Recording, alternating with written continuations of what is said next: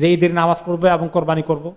এই কোরবানিটা অনেক বড় আমল, প্রতিটি পশমের বিনিময়ে আল্লাহ তাআলা আমাদেরকে নেকি দেবেন। এবং একটা পশুর গায়ে কত লক্ষ কোটি পশম আছে আল্লাহ তাআলাই ভালো জানেন, কেউ কোনোদিন গণে শেষ করতে পারবে না, এত নেকি দেবেন আল্লাহ তাআলা। এই জন্য কোরবানি আমরা দেই, নিজের কোরবানি দেই, এবং যদি নিজের বিবির কোরবানি দেই, ছেলে মেয়েরা যদি তাদের ভালো ইনকাম থাকে তারাও কোরবানি দেয়।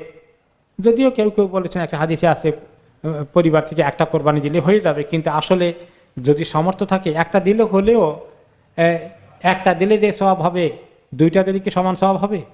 তিনটা দিলে কি সেরকমই হবে? না। তো আপনার সওয়াব হবে, আপনি দিচ্ছেন, আপনার ছেলের অনেক ইনকাম আছে, সে না দিলে তো সওয়াব থেকে বঞ্চিত হয়ে গেল, তাকে সব বেশি করে কোরবানি দেয়। এখন আবার এই যে কিছু কিছু প্রায় দিনই প্রশ্ন এটা আসে যে এখন অনেকে নাকি বলছে যে এত বন্যা হয়েছে, না খাইয়ে মরতেছে, এবারে কোরবানির দরকার নেই, টাকাগুলো সেখানে পাঠিয়ে দেন, সব বেশি হবে।